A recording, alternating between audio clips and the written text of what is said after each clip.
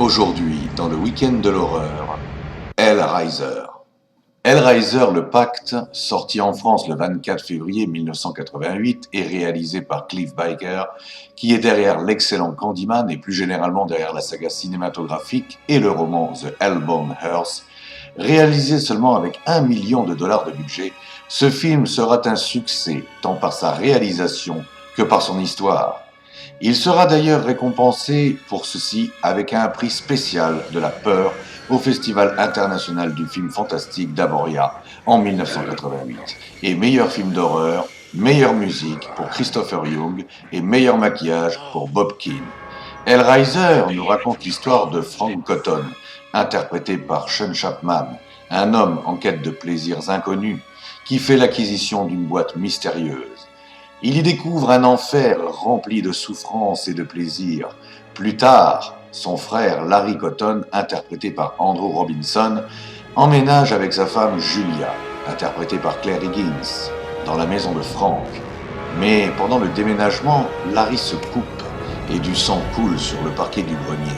Et Frank, jusque-là enfermé dans un monde parallèle, est libéré sous la forme d'un cadavre dans notre réalité.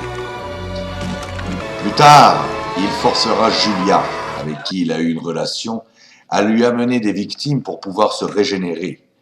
Mais les Cénobites, maîtres des souffrances de l'enfer, vont très vite se rendre compte de la disparition de Frank.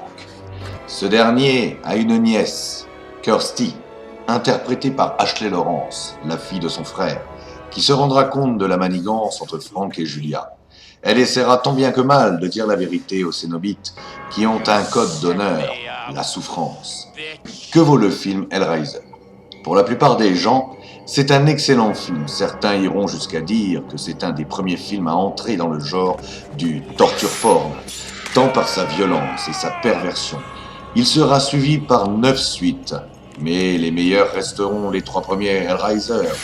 2, Les Écorchés, sorti en France le 23 décembre 1988, qui est la suite directe du premier volet, et Hellraiser 3, sorti le 11 septembre 1992, est une histoire avec de nouveaux protagonistes, mais toujours les mêmes antagonistes. Malheureusement, cette saga deviendra inégale à partir du 4e volet.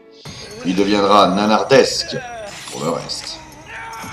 Hellraiser est un film qu'il faut voir, car à l'époque, voir ce genre de film au cinéma était terrifiant, tant par le maquillage que par le jeu d'acteurs très convaincant.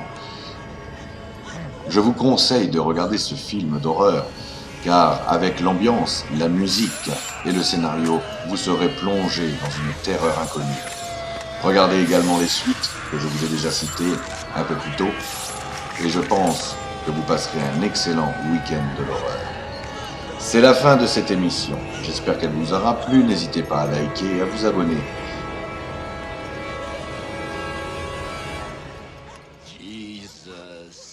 On se retrouve bientôt pour un nouveau numéro du week-end de l'horreur. Passez une bonne fin de journée. Et à très vite. Au revoir.